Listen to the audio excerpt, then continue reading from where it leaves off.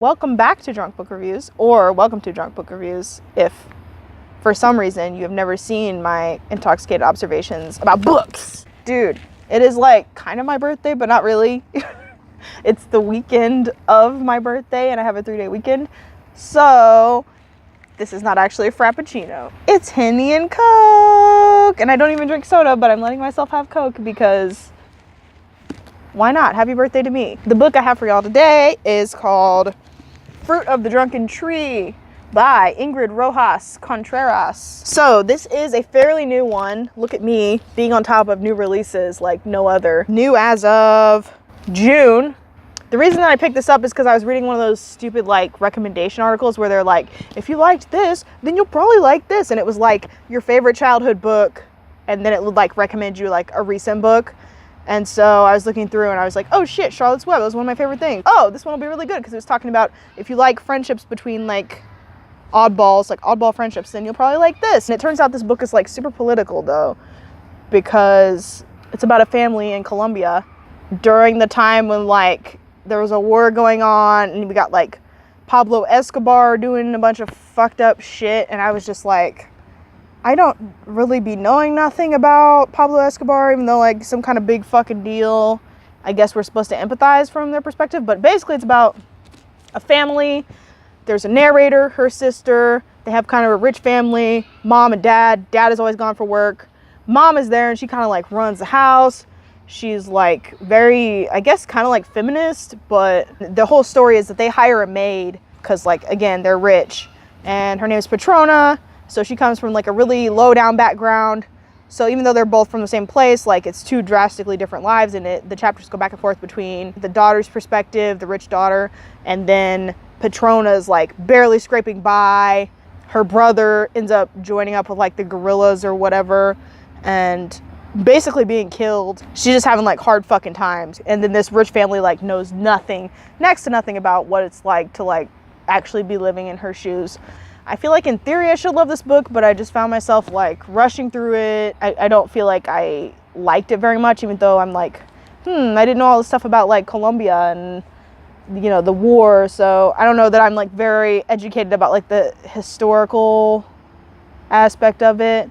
So, I mean, I guess that was good to like see an account of it, a fictionalized account of it. But I was like, yeah, I know nothing about this subject, and I don't know that I like this like daily life. And I guess I was impatient with like the language and the amount of details, and I don't feel like it's affected me much. Like I don't find myself like thinking about it. As soon as I was done, I was like, okay, that's over, I'm exhausted. Let's move to something else. I immediately started reading like YA. Were the characters good? I don't know, maybe that's where it fails. I feel like, you know, the mom was just this weird sort of dictator figure, and everything she said went. She was trying to instill these like feminist values in her kids, but at the same time she was like cheating on the dad who's always away and like lets the kids see that. She's basically like very female forward, and I liked her because she's like sassy, but at the same time, like, should you really be letting your kids see that you're like cheating? Like, I don't know about all that. And then like the sister is just kind of like a whiny tattletale, and the main character, the rich girl, is just kind of, I don't know, her perspective was all right, but I don't feel like there was anything like unique about it, like what's unique about her. And then Petrona, I feel like, was the most interesting character because it's like she's still like a young teenager. She's this girl who's conflicted about whether she should kind of side with these guerrillas and stuff and make the money, or if she should just be loyal to this rich family that doesn't understand any of her struggles. So honestly, she was the most interesting to me. Maybe if the book had been all from her perspective, like maybe I would have liked it more and it wouldn't have been as long, so it wouldn't have dragged out as much. But I don't know, she was definitely the most interesting character. And just because like a new book is coming out doesn't mean it's gonna be fire. Overhyped, I feel like. I did suffer through it, and it seems like a lot of people liked it. I mean, I feel like I should have liked it.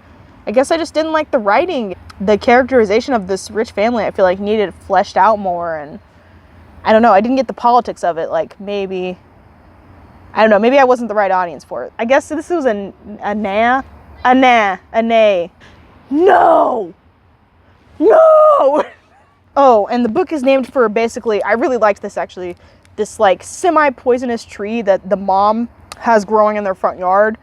And all her neighbors like complain about it and are like pissed about it because they're like, what if my kid eats the blooms, whatever. It doesn't even really do that much damage to you. Like, you're basically just kind of drunk for a while. I forget what type of tree it was, but I was like, that's badass. Her mom's just like, yeah, I have a poisonous tree in my front yard. So the fuck what? And I don't really know why that's like, you know, what the book is named for, because it just seems like a random detail of the mom being like, yeah, fuck you, I'm a badass. But this is a real tree. This is actually pretty cool. Like, why don't I have a poisonous tree? And Patrona at one point like eats the shit. I don't exactly know why. I guess just because she was like, fuck the world. Shit, anytime you want to turn up, you just go out, you eat a fucking flower, and then like you good. I mean, instead of drinking, if you could just eat flowers, like I'd be eating flowers straight up.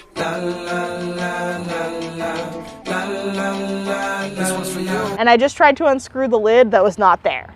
I was definitely just like